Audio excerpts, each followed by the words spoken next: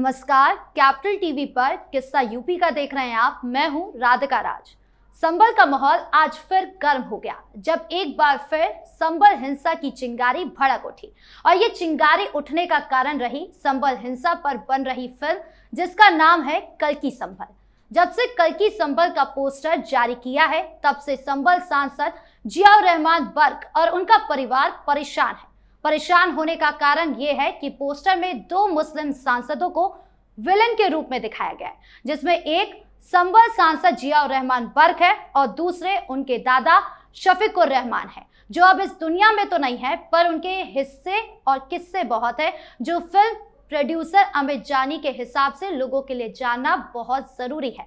बर्क और उनके दादा को विलन के रूप में दिखाया जा रहा है और अब इसी फिल्म को लेकर संभल सांसद जियाउर रहमान बर्क के पिता ममलूकुर रहमान का बड़ा बयान सामने आया है। उन्होंने कहा कि 1978 के संभल में जो दंगे हुए उसके पीछे हिंदू है। इतना ही नहीं, संभल हिंसा के मामले में सांसद के पिता ने अपने पिता शफीकुर रहमान और उन बेटे बर्क दोनों को क्लीन चिट दे दी। उनका कहना है कि सरकार जानबूझकर हमारे परिवार को फंसा रही है, हमें विलन की तरह पेश किया जा रहा है। उन्होंने फिल्म कल्कि संभल को लेकर भी कहा कि फिल्म के अमित जानी ने अगर इस फिल्म को रिलीज किया तो उनके खिलाफ भी कोर्ट में जाएंगे। लेकिन पहले तो सवाल यही उठता है कि आखिर ममलूकुर रहमान किस आधार पर कह रहे हैं कि दंगे के जिम्मेदार हिंदू हैं। इसी पर चर्चा करने के लिए मेरे साथ स्टूडियो में मौजूद है कैपिटल टीवी के executive editor Rajeev Kumar. Sir, आपका बहुत बहुत स्वागत। धन्यवाद। सर, सबसे पहले फिल्म से शुरू करते हैं। उसका पोस्टर देखकर क्यों संभल सांसद जियाउर रहमान बर्क और उनके पिता परेशान हैं? क्यों परेशान है? क्योंकि यही परिवार है और ऐसे कई परिवार हैं मुसलमानों के अलग अलग इलाकों में जो मुस्लिम डोमिनेटेड डिस्ट्रिक्ट है या मुस्लिम डोमिनेटेड कस्बा है, जहां पर कुछ परिवारों ने मिलकर मुसलमानों का एक ऐसा गठजोड़ तैयार किया जिसके कारण हिंदू वहां पर प्रताड़ित होते रहे। और इसलिए जब उसकी सच्चाई सामने आ रही है और अभी सच्चाई को देखने वाले लोगों का नजरिया बदल गया, यानी कि हिंदुओं को जो पुराने समय से दबा दबा कर रखा गया था उनकी इच्छा सामने आ गई है, वो जाग चुके हैं।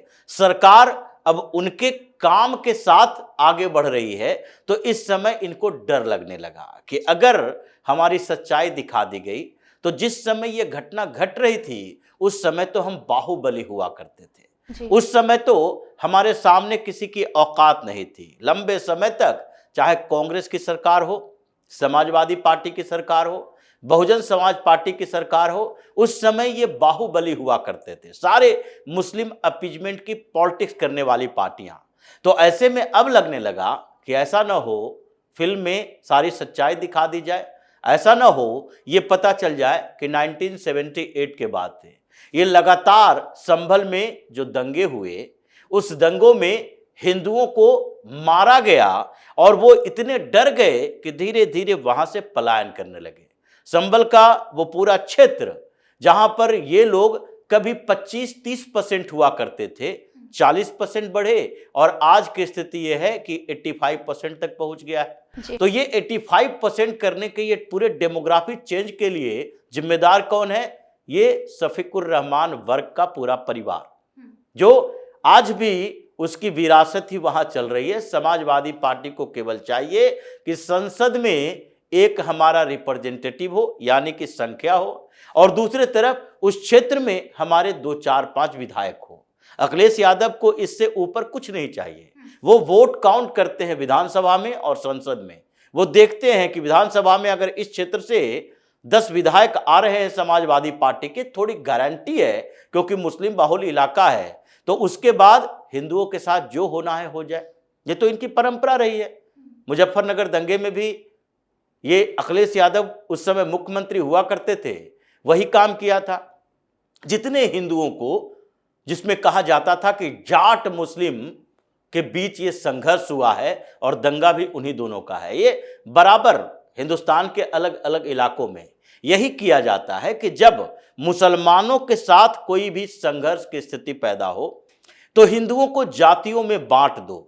ये कह दो कि नहीं, इस जाति के व्यक्ति से झगड़ा हुआ जिसके कारण उस जाति का मुसलमानों से टकराव है, ये नहीं कहा जाता कि जो मुसलमान के साथ जिसके साथ झगड़ा हुआ उस मुसलमान की जाति क्या है।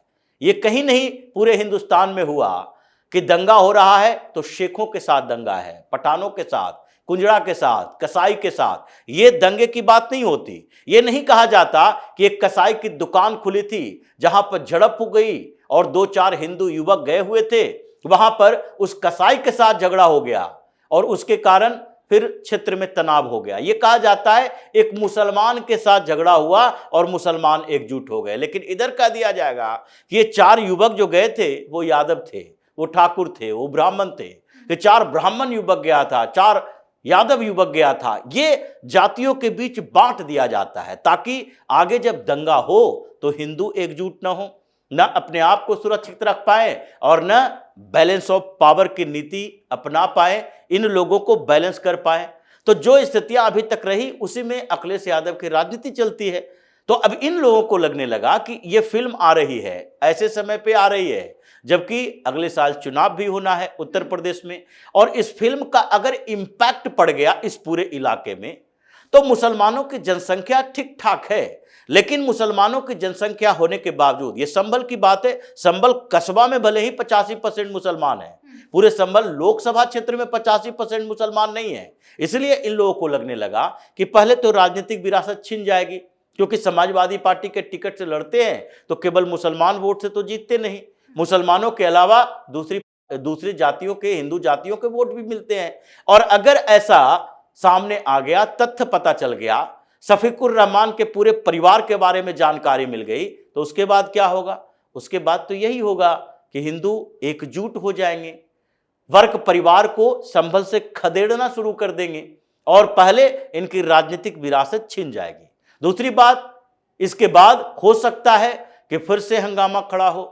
ये जो संभल के ऊपर कब्जा करके बैठे हैं, ये बाहर से जो हिंदू आसपास के क्षेत्रों में रहते हैं वो संभल में आना शुरू करें तो फिर से जो डेमोग्राफी चेंज करके रखा हुआ है 85% मुसलमान, कहीं 35% न बच जाए। समस्या इन लोगों को दोहरे स्तर पर है, राजनीतिक विरासत जाने का और फिर मुसलमानों की परेशानी का। इसलिए बौखलाहट इसके अंदर है कि फिल्म रिलीज हुई नहीं, ये कुछ नए सगुफे निकलने लगेंगे, कुछ नए समीकरण बनने लगेंगे और फिर समस्याएं इस पूरे परिवार की बढ़ेगी। फिल्म के पोस्टर को ही देखकर घबराहट हो रही है और इसीलिए वो ये कह रहे हैं कि हिंदू जिम्मेदार है अभी तक जितने भी संभल में दंगे हुए आजादी के बाद से। देखिए, संभल की बात है ही नहीं, पूरे भारत के अंदर जितने दंगे हुए हिंदू मुसलमानों के बीच, उसके लिए जिम्मेदार तो हिंदू ही है।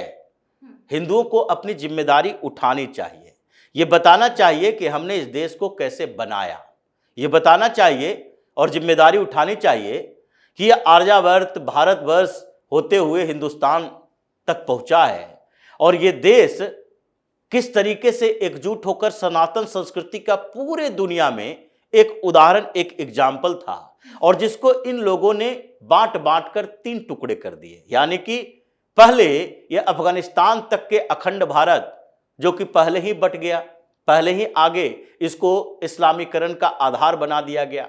उसके बाद आजादी के समय में पाकिस्तान बन गया, पाकिस्तान से बट के बांग्लादेश बना।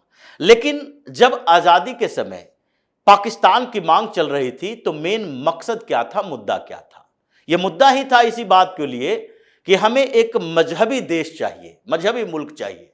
अब मजहबी मुल्क मतलब पाकिस्तान मुसलमानों का देश होगा।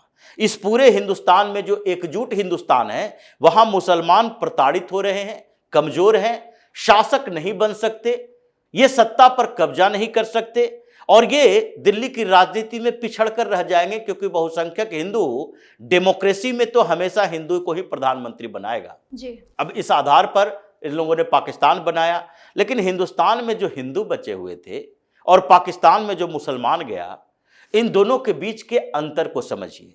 एक तरफ जिन्ना बैठा हुआ था और एक तरफ नेहरू बैठे हुए थे। ये दोनों के बीच यही अंतर था कि जब पाकिस्तान में दंगे हो रहे थे, यानी कि भगाया जा रहा था, उस समय पाकिस्तान में हिंदुओं की जनसंख्या ठीक ठाक थी। लाहौर एक गढ़ हुआ करता था और हिंदुओं के साथ संघर्ष हुआ। कुछ समय तक हिंदुओं को भी लगा कि हम सर्वाइव कर सकते हैं। उस समय तक दंगे हुए और उस समय जो 1946 से शुरू हुआ दंगा 47 तक चला, उसमें हिंदुओं को पलायन करने को मजबूर होना पड़ा। पाकिस्तान में एक तरफा कार्रवाई हुई। जिन्ना अपने गवर्नर हाउस से बाहर तक नहीं निकला इस दंगे को शांत करने के लिए, बोला कि जो हो रहा है होने दो। और इधर भारत के अंदर मुसलमानों को सुरक्षित रखने के लिए ऐसी व्यवस्था की गई कि जो पाकिस्तान गया है वो भी वापस आ सकता है। अगर कुछ मुसलमान उस समय मजहबी उन्माद में पाकिस्तान चला गया तो उसके लिए मौका मिला कि नहीं नहीं वहां घूम लो, देख लो, उसके बाद 1948 तक वापस आ जाओगे तो यहीं के रह जाओगे। ये स्थिति यहां पैदा की गई। जब एक मुल्क बना मजहब के नाम पर तो दूसरा भी धर्म के नाम पर ही होना चाहिए था। इस सेकुलरिज्म का ढोंग रचाकर इन लोगों ने यहां पर इन लोगों को पाला। तो अपने घर में अगर उसको जगह दोगे जिसके दिमाग में कॉन्स्पिरेसी चल रही है, ये मदनी, मौलाना मदनी जी, इसका बाप जो अरशद मसनी था, और ये लोग जो इस पूरा परिवार जमीयत उलमाए हिंद अभी इसका संगठन है, ये देवबंदी, इसका बाप कहा करता था कि ये जिन्ना का सपोर्ट हम इसलिए नहीं कर रहे क्योंकि अगर एकजुट हिंदुस्तान होगा तो हमें आधार बनेगा कि हम इतने मुसलमान एक साथ भारत में रह रहे हैं और आगे मुसलमान बनाते रहेंगे, कन्वर्ट करते रहेंगे। फिर तो पाकिस्तान बन गया, पाकिस्तान मुसलमानों का देश है, हम सब पाकिस्तान चले जाए तो उसके बाद हिंदुस्तान तो हिंदुओं का देश बन के रह जाएगा। ये माइंडसेट था।